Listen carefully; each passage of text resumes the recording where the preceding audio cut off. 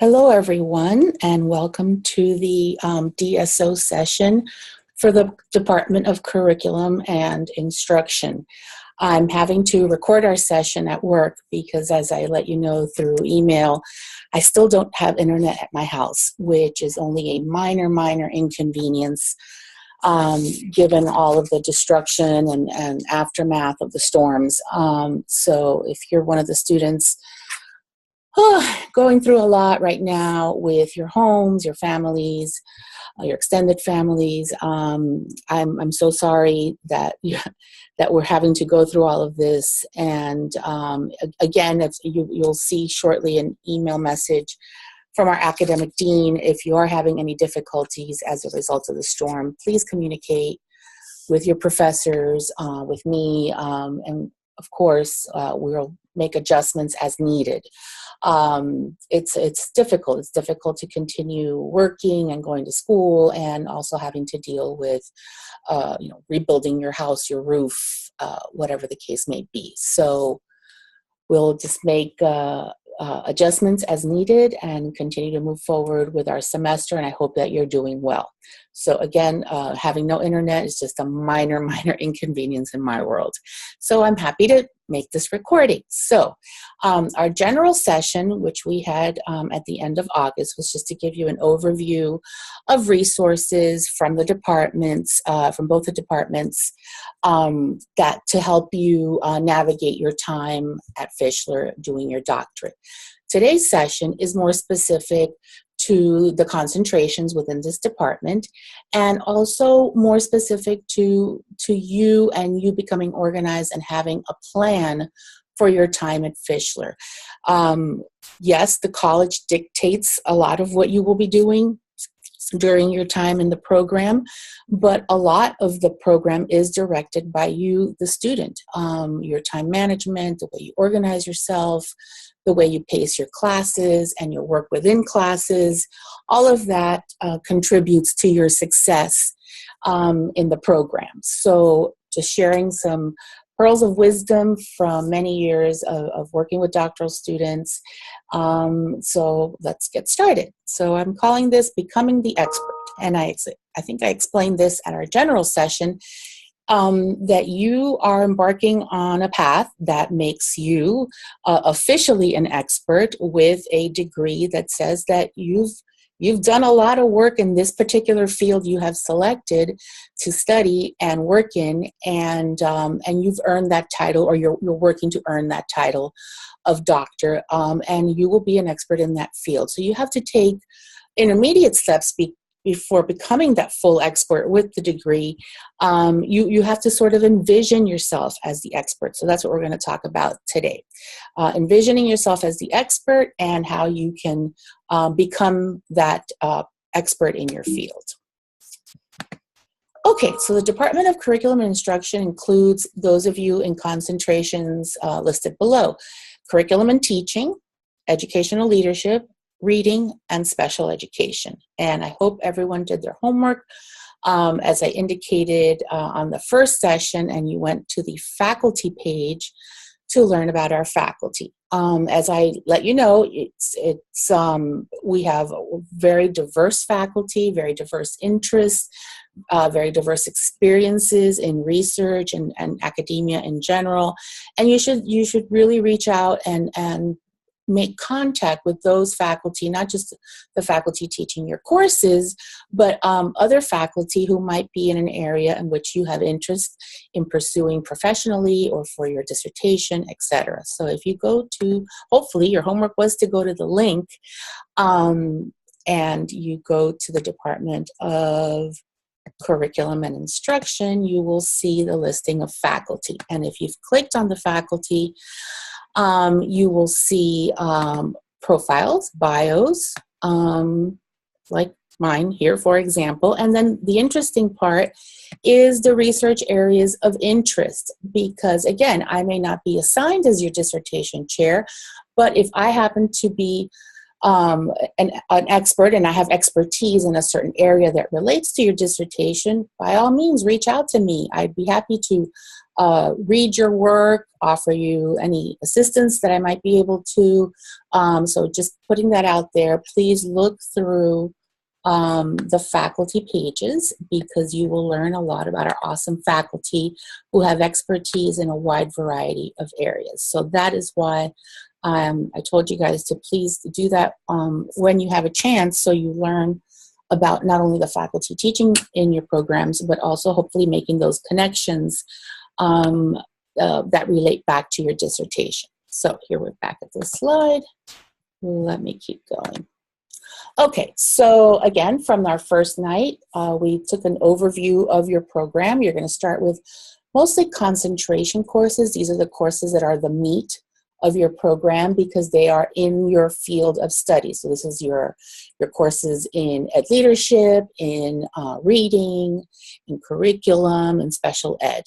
Then as you move through the program, slowly you'll start taking some research courses, and those are the ones that start to combine the information that you're learning in your concentration courses with the methodology that will help you to answer research questions and deal with real-world problems in research related to your area. That's more of your second and third year, and then as you start narrowing down the cone, everything culminates. I guess this should probably be a pyramid instead of an inverted pyramid, but you narrow it down to your dissertation, which is your look at your area of expertise through the lens of research. And it all culminates in that final document called your dissertation.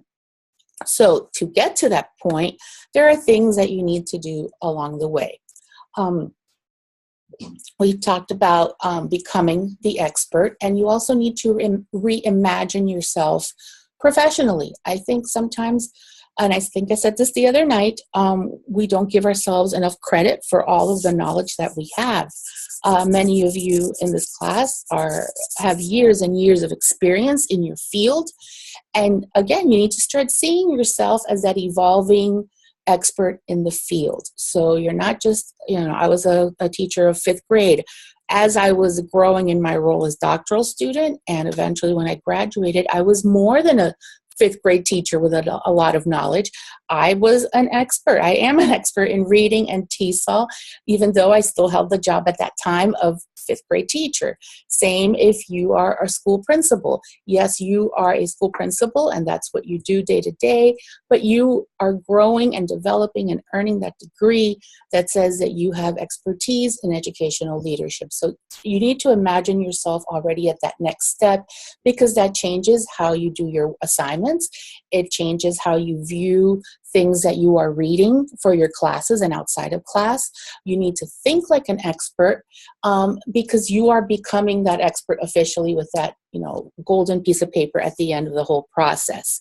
So while you're in the program, you need to lay down some keystones that advance you to your goal, and you need to have a plan. So just some basic things that you need to be doing that you probably already have heard and are already doing, but it doesn't hurt to repeat. One of the most important things on this path to being the expert in your field is you need to read. You need to think like a researcher. You need to sound like an expert, because you need to be able to communicate your ideas as an expert to a very wide audience. So you need to be doing your work, not just your work for your coursework, but you need to be finding out what are the big journals, the big academic journals in your area of study. What are the major publications? Who are the big names in research in your field of work? What are the major theories? And you'll do this, of course, in your classwork. That's the purpose of an academic program, to teach you those to lay down the keystones to the program and your field of study. But you also have to continue reading outside of the work that you have for class. So if your professor mentions an interesting book or an interesting article, or mentions a name of a famous expert or someone doing work in the field, jot it down and follow up on it. Now that we're sitting around with flashlights in the dark after the storm, maybe this is the time to read one of those articles. I don't know. I don't mean to be flip, but you need to be reading as much as you can so that you are well versed in this field that you are studying. So how does this help you to read, even outside of your classes? Well, obviously, the more you know, the better professional you are, the better expert. But beyond that, when you get to writing your dissertation, it makes it a whole heck of a lot easier because you already have the knowledge base in your field to be able to say, I have this research knowledge, I've identified a problem for my research project, and now this is how I'm going to write it up in my dissertation. The folks in my classes who have read the most on their own, in addition to their classes, who go that extra step, are the ones who have the easiest time with a dissertation because they already have a lot of the foundational knowledge and they can use their dissertation time to focus on how to turn those questions and that research into a research plan and eventually implement their project and write it up and graduate. The folks who have not kept up with the reading, who maybe did well on assignments in class, but maybe didn't read everything that they were supposed to and didn't go beyond what was required, they need to do some catching up because you cannot write several chapters of your dissertation if you don't have the basic foundational knowledge to be able to do that. You always need to be looking ahead on the schedule to plan out your 3-year program of study. Pick your electives wisely. Everyone gets about 3 to 6 credits of electives. In some programs, I know you have, you're presented a list of courses and you get to pick which ones you want to take for your concentration. I know that's the case in reading where I teach most often. And so think of your goals, think of your areas that you want to either grow in or deepen your knowledge and plan accordingly. Sometimes courses, as they get more specific, are offered only once a year. So if you want to look ahead and say, wow, I really want to take that class in summer of 2018, then plan it as such. Also, I think I said this last time, but it doesn't hurt to repeat. If you ever truly need a class a particular semester, you're about to graduate, you're about to finish your dissertation, and you need a particular class and you don't see it on the schedule, please speak with an advisor, or you can email me directly and we will offer that class that you need 9 times out of 10. Sometimes we offer substitutions, but if indeed you are waiting for a requirement in particular in order to complete your studies, you do not need to wait. We will offer that class if it is, at a point where that's the time that you need to take that class. So always don't fret, contact an advisor or me, and we can work through that. When you're taking your classes, avail yourself of all the course resources. If the professor says, here are some great websites that I use as a professor, as an expert, or here's a great journal link, or here's an awesome video that I thought you would enjoy. Sometimes you can still get a good grade in the class and not click and read everything the professor sends. That's a reality. But it goes back to what I said before. The more effort and interest you put into your courses, that all helps to lay the foundation. So in theory, if you've done all of that, when you get to writing your first few chapters of your dissertation, you have the foundational knowledge and you can just take off running in writing those first couple of chapters. Be doing outside reading. Again, speak with your professors in class, jot down when they say, this is a really important journal in the field of reading. By now, those of you in reading should know about Reading Research Quarterly, where all the big reading information is disseminated. You should know the professional organizations related to your field. They always put forth a lot of good information. You need to stay on top of your field. And your professors are a great way to do that because professors will say, oh, I just read a great article in such and such. Jot that down. Keep a running list of things to read, ideas that spark your interest, sort of like an academic to-do list. And listen for questions posed in class. Sometimes professors will throw out questions that are rhetorical in nature. And they'll say, wow, I wonder if there's a better way to do such and such. I used to do it as a doctoral student on the advice of a mentor of mine. And I would jot down those questions. Is there a better way to teach reading with digital text? Is there a better way to work with ESOL students and vocabulary? And I did keep a running list, and I know somewhere in all of my academic junk, I have that paper list ripped out of a notebook where I used to keep down all my ideas of things that I found interesting, the what if questions. In a perfect world, I would research this if I had the time. And you know what? My dissertation topic actually came out of that running list of ideas.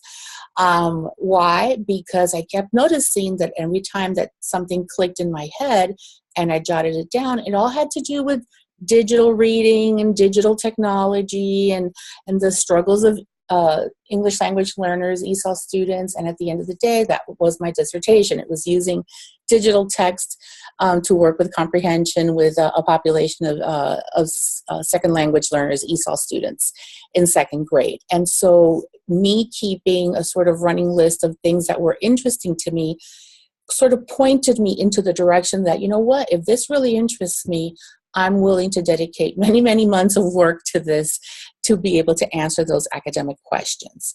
As you're doing all of this outside reading and diving deep into your course resources, you will be developing your theoretical framework, which is in red on the slide and looks scary, but it is not.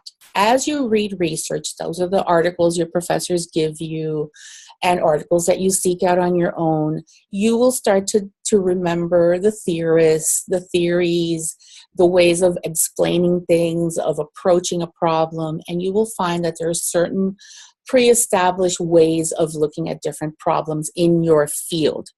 And those are different theories and models that have worked in the past. You will do your research based on one of these frameworks. So if you're already familiar with frameworks from existing research, when it comes time for you to write your theoretical framework, that's the lens through which you will view and conduct your study, it becomes much easier.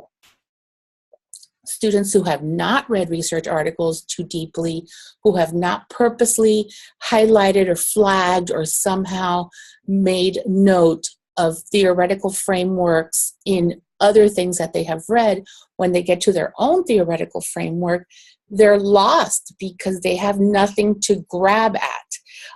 If you've read different theoretical frameworks over the course of your many courses and things that you've done and activities you've engaged in, then when it comes time for you to write your theoretical framework, you're like, aha, I want to use Vygotsky, or I want to use Stephen Krashen, or I like the theory of such and such from adult learning theory. You have a place to start. If you've been skating along, then you're going to have to do all that work all at the same time, and your brain won't have time to massage and process the theories that it needs to massage and process in order for you to create your own research. This sounds very complicated, but it is not. It's building. It's building. As you read every class, as you take every class and you read the materials in that class, like I said, find a way to organize the things that interest you, the things that catch your attention, the things that the professor highlights as extra important in a class related to your dissertation, and that starts to stick with you. And by the time you do get to your dissertation, you definitely have a starting point. You're not starting completely from scratch. And then I always ask my students, do you know what a finished dissertation looks like? Sometimes students in a doctoral program do not even look at a completed dissertation until they start seeing their classmates' dissertations, 3 or more years down into the program. I would say right now, look at a finished dissertation. If you go into the Sherman Library online, that's our library, into the databases and journals, you will find one of the databases is called MARPS, M-A-R-P-S. I forget what it stands for. I think it's Masters and something proposals and theses. I don't remember what it stands for, but it houses our dissertations and master's theses. And you can search through there to look at different types of dissertations. Even if they're outside your field, it's interesting to look at dissertations because they come in a wide variety of ways and formats, and they're not all identical. There's variation, and but you can at least start looking at what it should sound like, what it should look like, and like with anything else, you're going to see good examples and you're going to see not so good examples. I graduated from University of Miami, very fancy university, very academic, and I had a couple classmates who turned in a dissertation that I think my son in 10th grade has written longer things than their dissertations. And I also worked with classmates that turned in phenomenal 300-page dissertations. So just like everywhere else, you're going to find great examples of dissertations and lesser examples of dissertations, but you get used to seeing the format, how the language sounds, how it should look when it's organized, but there's no direct template. We don't want cookie cutter. There's a format, and yes, there are some basics that will be the same across dissertations, but there's also room for creativity, for your input, because you're all going to have different topics and different ways of approaching those topics. So get your hands on a dissertation, again, even if it's not in your area in particular, but just so you see how the finished product looks. I found that to be one of the best. It was an assignment I had to do in class, and we had to find 3 dissertations in our area. So I had to find 3 dissertations in the field of reading education. And they were completely different from each other, but I learned a lot about, how to make things look for a dissertation. You might find that to be a good exercise. Okay, so when we're talking about your dissertations, it's never too early to start thinking about research, even though you won't be taking some research classes until a little bit further on in your program.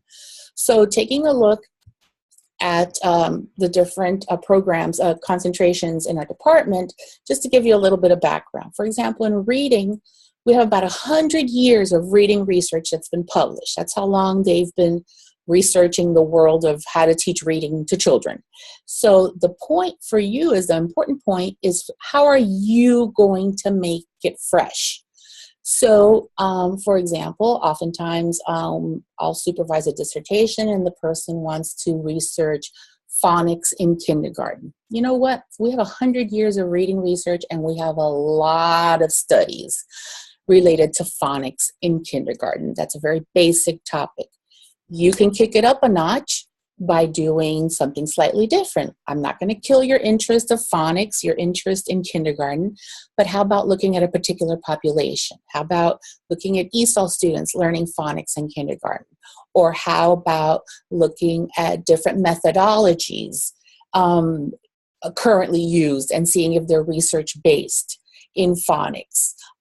Putting a spin on something. How do you learn phonics in an urban school with a certain population compared to an urban school with a different population, and comparing approaches in classroom management and classroom content related to phonics. So it's in particular, those of you in reading, you have a long history of research. You want to make it fresh, just with a simple little spin. For example, I always mention STEM because many of the things that we are doing now in STEM, that's science, technology, engineering, and math, seem new, but they're not new. We've always studied science. We've always done research in mathematics. Now it's a matter of how the STEM relates to everything else. So STEM and reading, STEM and gender issues like, girls in science. There's ways to take old topics and flip them around, or a modern topic and give it a different spin. Again, it's taking what's out there in the research. That's why you have to do all that reading, and seeing how you're going to put your own spin on it in the context that you work. Those of you in educational leadership, again, you have quite a bit of research in your field, but you are, if you're already in educational leadership, think about ways of how things are changing in schools. How are you changing how you lead schools, the things that are happening in schools, like processes and actions, parent groups, curriculum. How are those things changing within that topic of educational leadership? So instead of looking just at the leader in those settings, how about all the things related to what the leader does in those settings?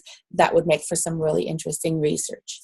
Those of you in our curriculum program, think about curriculum and how people think and act regarding curriculum. Curriculum is in everything, whether you work for Motorola and you're designing cell phones, or you're in a school system designing a reading curriculum.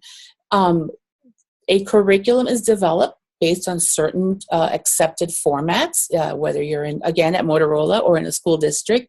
How are you changing the ways people think about curriculum development, curriculum assessment, how people interact with curriculum, political influences on curriculum, different populations reacting to certain curricular changes. And I mentioned the business world because some of you in our curriculum program are not classroom teachers per se, but are exposed to curriculum perhaps through adult education or in developing curricula for the companies for which you work. So finding, again, curriculum, another highly researched area, very theoretical. It's changing the lens to see how can we take this curriculum question and look at it from a new perspective and finding your niche in that particular field of study. And those of you in special education have a long history of research in the field. However, now we are trying to focus on many particular special populations that perhaps have not been focused on in the past. So for example, for a long time, there was research on quote unquote kids in special ed. Well, that's everything from gifted all the way to kids who struggle with cognitive issues. So maybe instead of taking a broader look, you're taking a more focused look into special populations. Autism right now is very hot, but autism is very broad.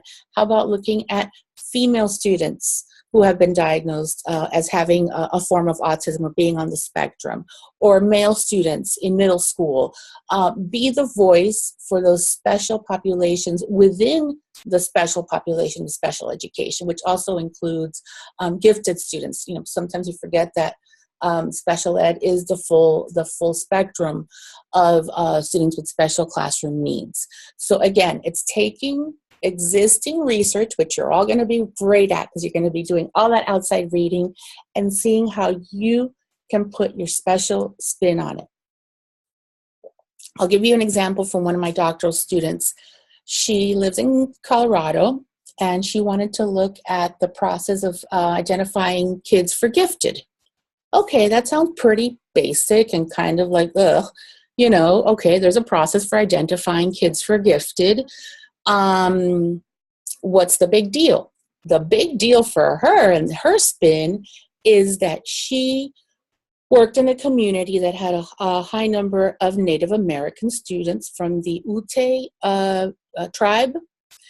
And so she did an in-depth look at their culture, their cultural values, their ideas of giftedness, and how that translated into a school system that sometimes may or may not have recognized giftedness in that particular Native American population. So that's the perfect example of an old topic, the process of placing students in special education, in this case, gifted education, which is old and researched to death.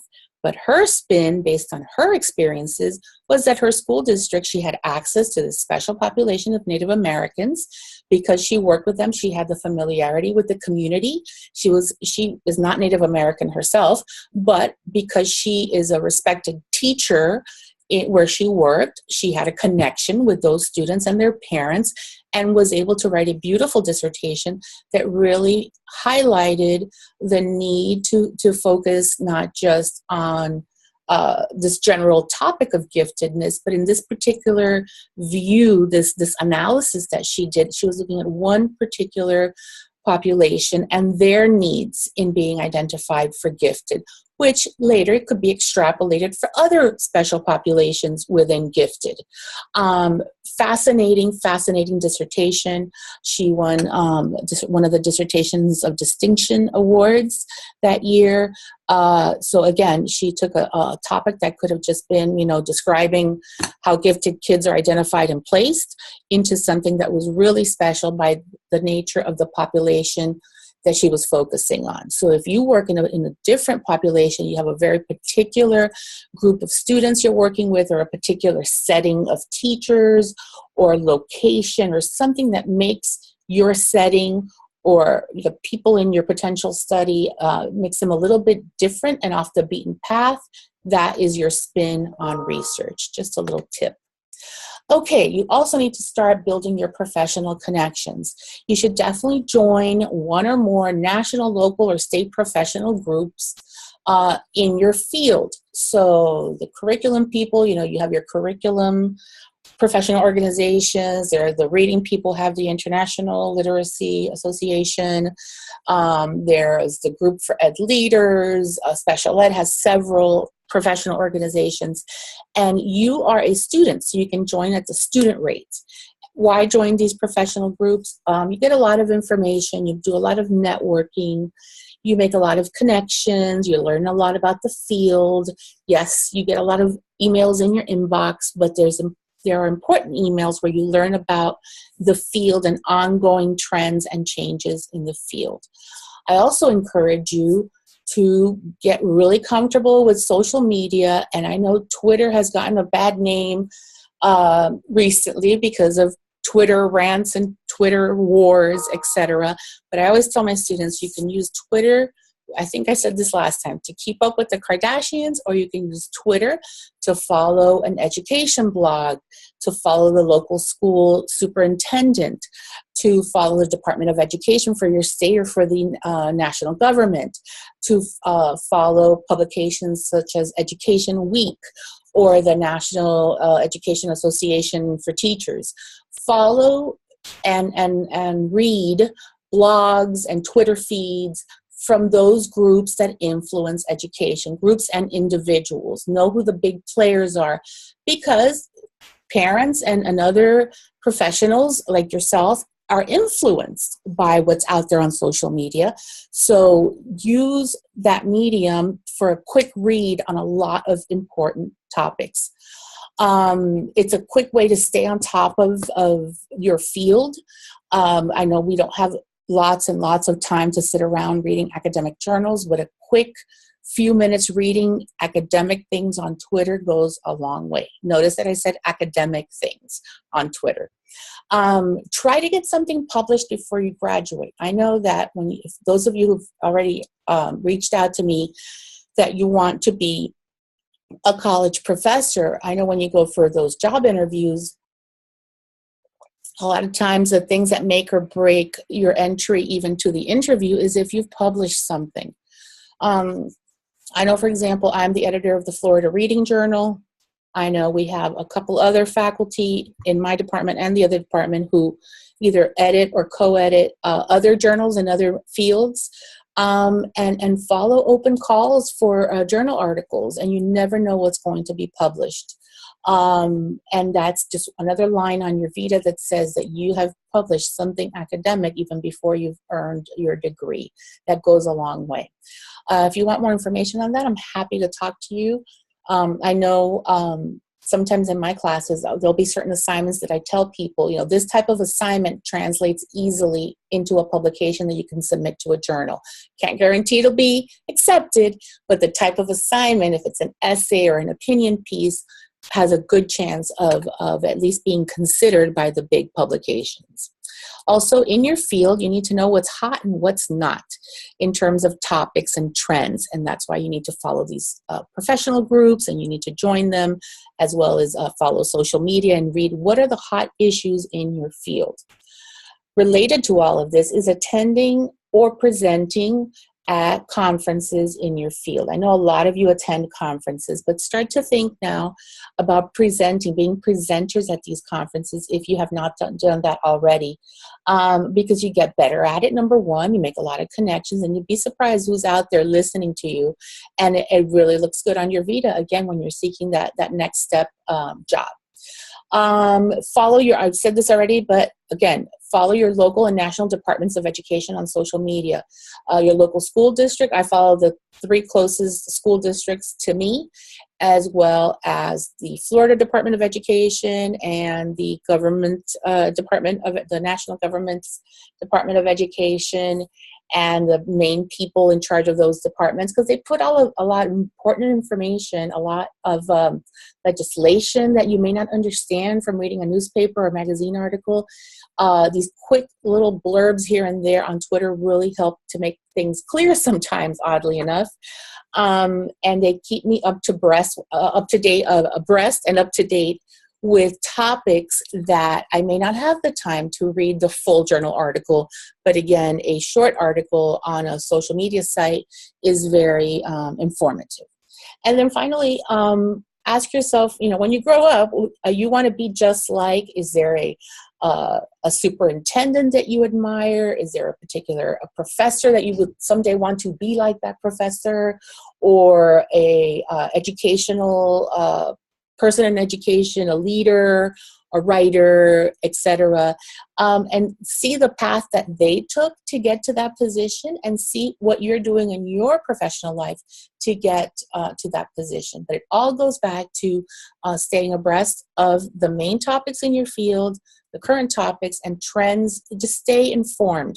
You can't be a leader in your field if you're not informed of what's happening in the field. Just something to keep in mind. And then before you do all those fancy things when you graduate, first you have to graduate. So when I was a doctoral student, I found this book called How to Write a Dissertation in 10 Days. And before you all jump on Amazon and look for it, of course, it was a funny title. You probably cannot finish a dissertation in 10 days. But there are certain things that you can do. The gist of the book was trying to lightheartedly say, you got to do some things that are a little bit realistic, and you need to do some planning. So in that spirit, here are some tips. You need to develop a reasonable timeline. I used the example last time in class of people who try to pack too much into one lifetime all at the same time. So if you have a goal of, graduating by, June of 2019, work backwards from there with coursework and planning your timeline for your dissertation and your writing and your vacations and your life plans, etc., to make sure you will have time to graduate by June of 2019. Be realistic, also reasonable. Know your strengths as a student and also your limitations. Maybe you're super duper organized, but your limitation is that you get lost in the details and you don't see the bigger picture.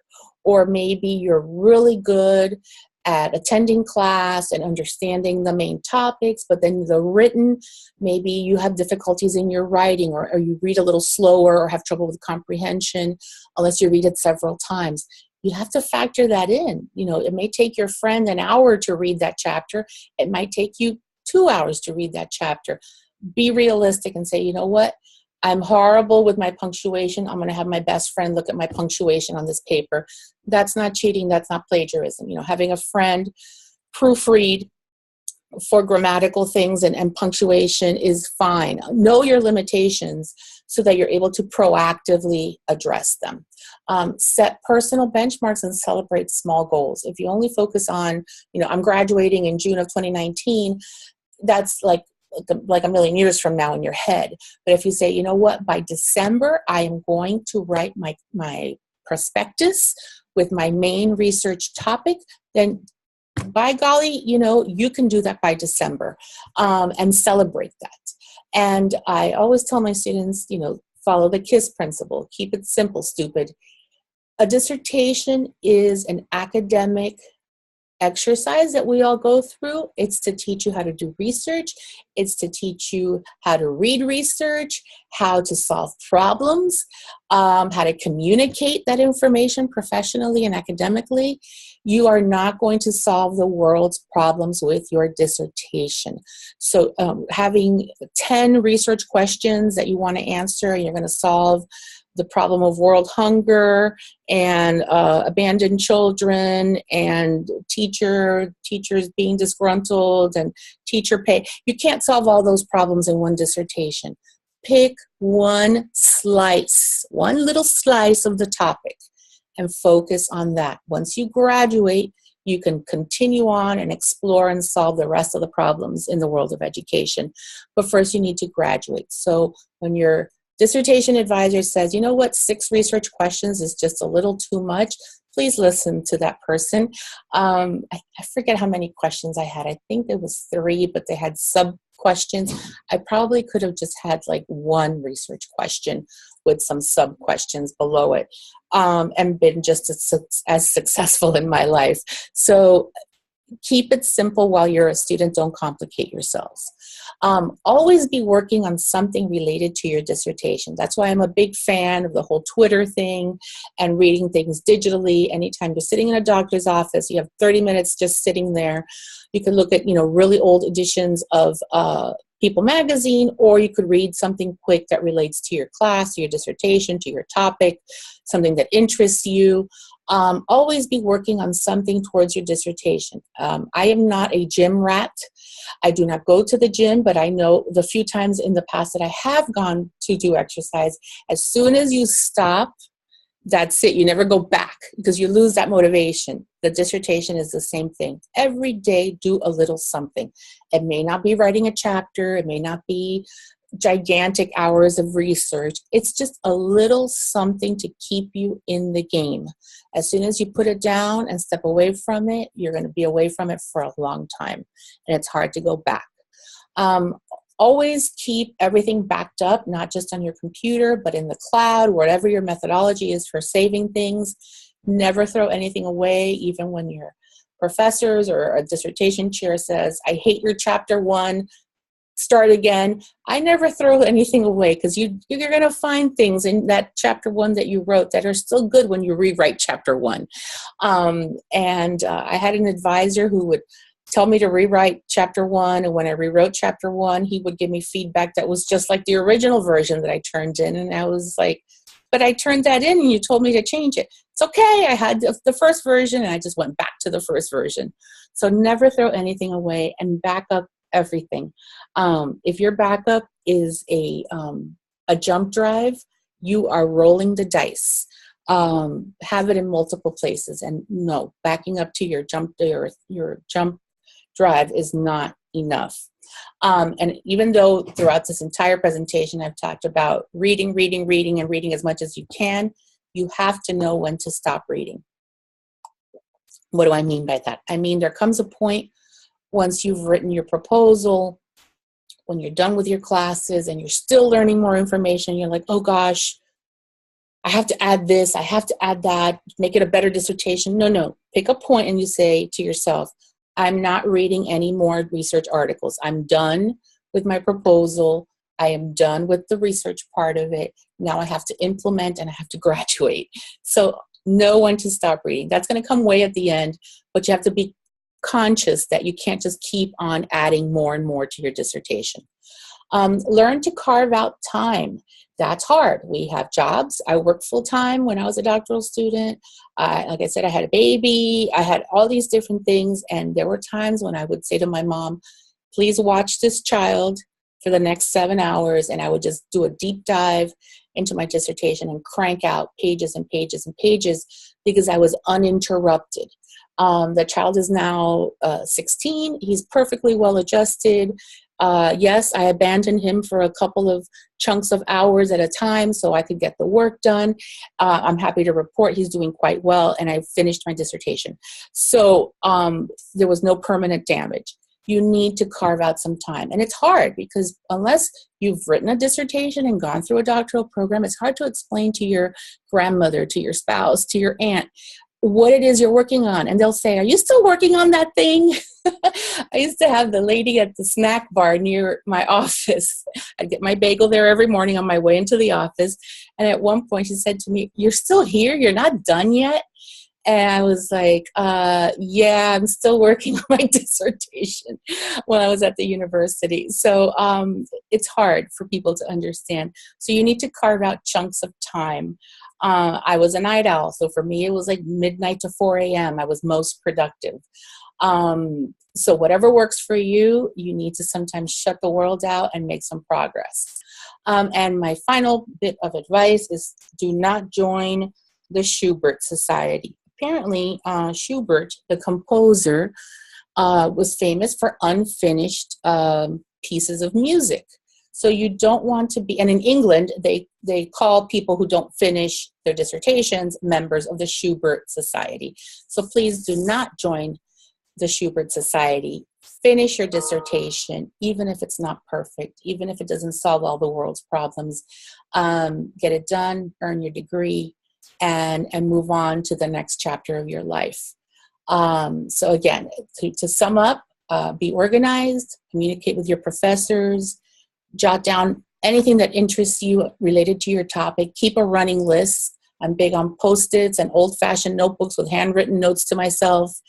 And by the time you get from your coursework, by the time you transition from coursework into dissertation work, you will have ideas in your head, probably too many. And with your dissertation chair, you'll whittle that down to a manageable, simple topic that will be meaningful and that will advance at a good, steady pace to help you reach your goal. So hopefully this has been informational and useful.